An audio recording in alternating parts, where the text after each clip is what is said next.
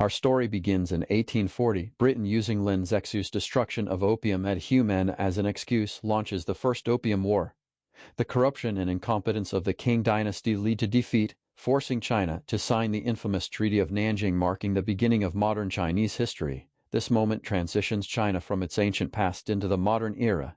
Just 4 years later, in 1844, two visionaries, Hong Ziquan and Feng Yunqian, left their hometowns and began spreading their revolutionary ideas in Guangxi, secretly plotting against the king. In 1850, Emperor Daguang, who had reigned for 30 years, passed away at 69, and his son ascended the throne as Emperor Xianfeng. The empire was already strained, but an even bigger challenge was brewing. By 1851, Hong Ziquan, now leading over 20,000 followers, declared an uprising in Jinshan village, Guangxi. This was the birth of the Taiping Heavenly Kingdom, a direct challenge to the Qing rule. 2 years later, in 1853, the Taiping army captured Nanjing, renaming it Tianjin and establishing their capital. The peasant regime of the Taiping Heavenly Kingdom stood in direct opposition to the Qing dynasty. At the peak of the Taiping Rebellion in 1856, foreign powers struck again. Britain and France, with support from Russia and the U.S., launched the Second Opium War. That same year, a power struggle within the Taiping Heavenly Kingdom led to internal chaos. Key leaders were assassinated, including the East King Yang Ziqing and the North King Wei Changhui, with Yi King Shidakai defecting and later meeting defeat. This event, known as the Tianjin Incident, severely weakened the Taiping forces, marking the beginning of their decline. By 1858, the Anglo-French forces captured the Dagu forts and threatened Tianjin, forcing the king to sign the humiliating Treaty of Tianjin. At the same time, Tsarist Russia forced the king into the unequal Treaty of Agen, marking further losses for China. But Britain and France weren't done. In 1859, dissatisfied with the treaties, they launched another invasion. In September 1860, the Anglo-French forces captured Beijing and Emperor Xianfeng fled to Rihe. In October, the King's summer palace, a symbol of imperial grandeur, was looted and burned to the ground by the invading forces. A month later, in November, the King were forced to sign the Treaty of Beijing, officially ending the Second Opium War. In 1861, Emperor Xianfeng passed away at the young age of 31. His 6-year-old son, Zaichun, ascended the throne as Emperor Tongzhai, but due to his youth, 8 regents were appointed to govern. Behind the scenes, Empress Dowager Cixi had other plans.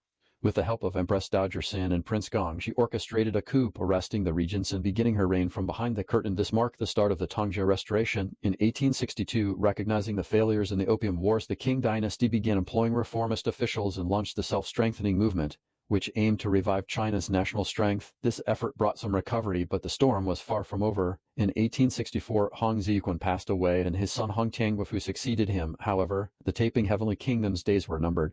That same year, Tianjin was captured by Zheng Guofan's Yang army, and Hong Tianguifu was taken prisoner, marking the end of the 14-year Taiping Rebellion. Meanwhile, chaos continued to spread. In 1865, Agubai took advantage of the weakened Qing state and seized control of the Hui region. In 1874, Emperor Tongzhai, now 18, took over the reins of the empire, but his reign was overshadowed by Empress Dowager Cixi's influence.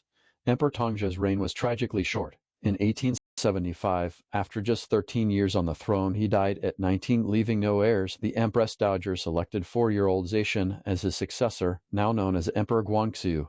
Under foreign pressure, in 1876, the Qing government signed more humiliating treaties, this time with Britain, including the Yantai Treaty. Meanwhile, in 1878, General Zhuo Zongheng led the Western Expeditionary Army and successfully reclaimed nearly all of Xinjiang except for Ili. In 1881, a sudden tragedy struck as Empress Dowager San passed away, leaving Empress Dowager Cixi to rule alone from behind the curtain. By 1883, tensions with France over Annam sovereignty escalated into the Sino-French War, which ended with China signing another unfavorable treaty, the Sino-French New Treaty. Empress Dowager Cixi took this opportunity to further consolidate power. In 1884, she launched the Jia Shen proposal, removing Prince Gong from power and placing her loyalists in key positions, turning the Qing court into her personal domain. 亲信进入军机处及内阁。In 1889, the 18-year-old Emperor Guangxu assumed direct control of the empire, but the real power still rested with Empress Dowager Cixi. Just a few years later, in 1894, Japan provoked the First Sino-Japanese War. The Qing, ill-prepared and hasty in their response, suffered a devastating defeat, culminating in the destruction of the Beiyang fleet. The defeat spelled the end of the self-strengthening movement, which had tried to restore China's national strength for over 30 years. In 1895, the Qing dynasty was forced to sign the humiliating Treaty of Shimonoseki with Japan. The law sparked a scramble among Western powers to carve up the Qing Empire. In 1898, Emperor Guangxu, in a desperate bid to save China, appointed Kang Yaowei and Liang Qichao to implement a series of bold reforms known as the 100 Days Reform.